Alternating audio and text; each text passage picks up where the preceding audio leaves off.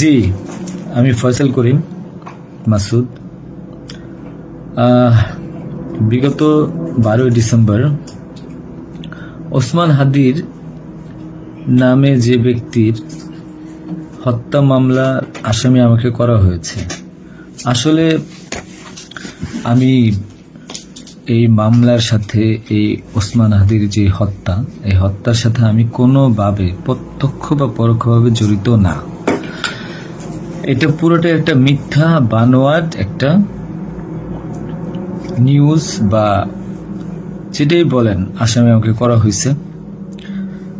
করার পিছনে বেশ কিছু কারণ আছে, কারণ আমি তার প্রচারণে ছিলাম। আমি তার অফিস বলেন, আড্ডাখানা বলেন, যেটাই বলেন আমি সেখানে ছিলাম। সেখানে থাকার পিছনে মূল কারণটা হলো, আপনারা জানেন যে আমি অ্যাপেল সফট আইটি নামে একটা প্রতিষ্ঠানের মালিক। বিগত 10-12 বছর ধরে এই প্রতিষ্ঠান আমি চালাচ্ছি। এই প্রতিষ্ঠান থেকে আমি প্রায় 20-30 কোটি টাকার কাজ করেছি উইদাউট তদবির, সুপারিশ ছাড়াই। কারণ আমি ব্যাটল অফ 71-এর প্রতিষ্ঠাতা। ব্যাটল অফ 71-এর মতো একটি গেম বানিয়ে আমি বাংলাদেশে জাতীয় পুরস্কারও পেয়েছি। আমি সফটওয়্যার ইঞ্জিনিয়ার, আমি এমবিএও করেছি। এখন কথা হচ্ছে সেটা না, কথা হচ্ছে যে আমি সেখানে কেন গেলাম। সরকার পতনের পর আমার ব্যবসা প্রতিষ্ঠানে অনেক লস হয়, যেখানে আমি ঋণগ্রস্ত হয়ে যাই। তো আমি কিছু কাজ, নতুন কাজ, আইটির কাজ জমা দিয়েছি। তো আমি তাদেরকে জমা দেওয়ার পর আমি দেখলাম যে তদবির সুপারিশ এখন দরকার হবে, কারণ যেহেতু আমার ব্যক্তিগত প্রোফাইলে এখন কোনো কাজ হচ্ছে না। তো আমি ওসমান হাদির ওখানে যাই, তার সাথে কথা বলি। বলার পর সে আমাকে আশ্বস্ত করে বলে যে সে আমাকে কাজ পাইয়ে দিবে। এই বাবদ সে 5 লাখ টাকাও চায়। আমি 5 লাখ টাকা দিই তাকে। নগদ চেয়েছিল, আমি নগদই দিয়ে দিয়েছি। দেওয়ার পর সে আমাকে বললো, ভাই আপনি অ্যাজ এ ডোনার হিসাবে আপনি আমার যেই প্রোগ্রামগুলো হয় নির্বাচনী প্রচারণা, একটা অফিস দিয়েন বা প্রচারণে মাঝে মধ্যে একটু ছেলে পেলেরে হাদিয়ে দিয়েন। তো সে হাদিয়েই বলে আসলে বেসিক্যালি। তো আমি এরপরে শুক্রবার আমাকে আসতে বলে, আমি প্রথম শুক্রবার তার সাথে যাই, প্রচারণা করি। সেই সুবাদে আমি আমার 2টা ছোট ভাই নিয়ে গিয়েছিলাম, যারা এলাকার লোকাল। তো এখন তাদেরকে হয়তো আসামি করা হচ্ছে, আমি জানি না। তারা কিছুই জানে না, যেমন আমি জানি না, তারাও জানে না। তো তারপর তাকে আমি 5,000 টাকা দিই। তার সাথে যে ছেলেটা আছে জাবের, তাকে জিজ্ঞাসা করলে জানতে পারবেন, সবার সামনে আমি দিয়েছি এবং হাদিয়া হিসেবে সে খুব হাসি মুখে এটা গ্রহণ করেছিল। তারপর ওই দিনের খাওয়া দাওয়া শেষ, প্রোগ্রাম শেষ, আমরা চলে আসি। এরপর আমি আমার ব্যক্তিগত কাজে, নানা কাজে ব্যস্ত ছিলাম।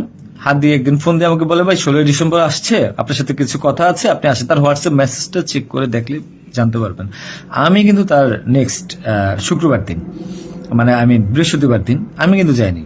সে আমাকে ফোন দিয়ে নিয়েছিল যে আপনি আসেন, এসে আপনি দেখেন যে আপনার সাথে কিছু কথা আছে, আপনার কাজটার বিষয়ে কিছু কথা আছে, আর আমাদের 16 ডিসেম্বর প্রোগ্রামে আপনি একটু হেল্প লাগবে। তো আমি যাই। সাথে আমার বেসিক্যালি আমি বাইক চালাইতে পারি না, সেজন্য আমার যে বাইক, সেই বাইকের একজন চালক ছিল, ওটা আমার খুব ক্লোজ ছোট ভাই, আমার খুব স্নেহের, আলমগীর। এবং তাকে নিয়ে যাই সাথে করে।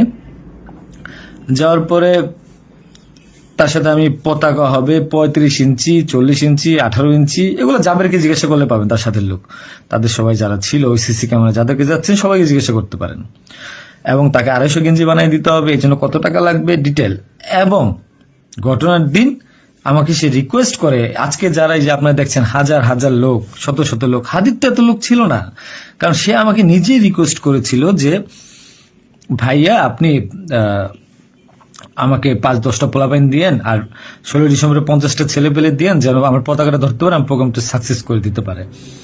তো দেখেন, তো ওই জায়গায় আমি তাকে আশ্বস্ত করি, ঠিক আছে আমি চেষ্টা করব।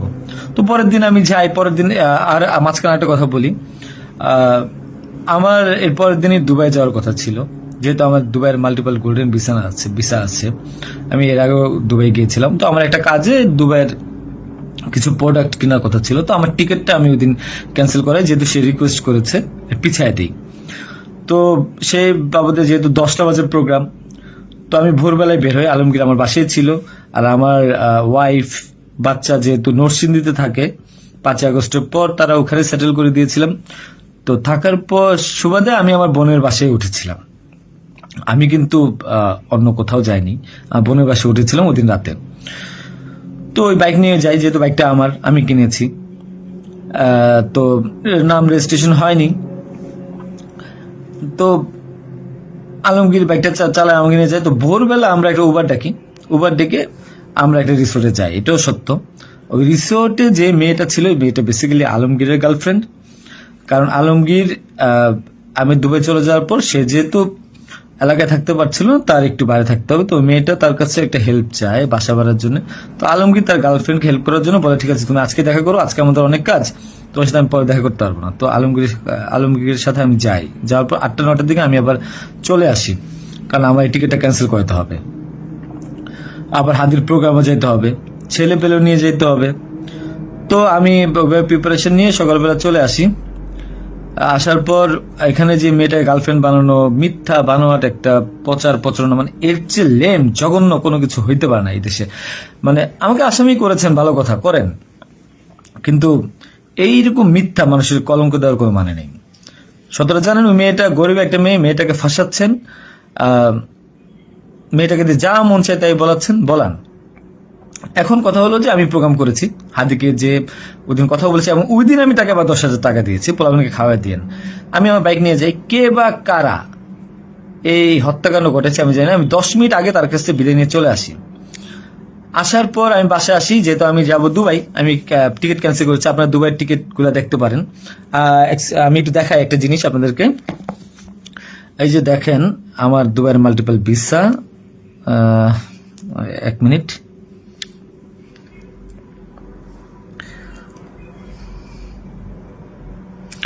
এই যে দেখেন আমার দুবাইয়ের মাল্টিপল ভিসা। হ্যাঁ, ওকে। আমি এখান থেকে ক্যামেরা যেহেতু দেখা যায় না, আমি এখান থেকে দেখাই। এই যে দুবাইয়ের মাল্টিপল ভিসা আমার স্পষ্ট আছে, দেখেন।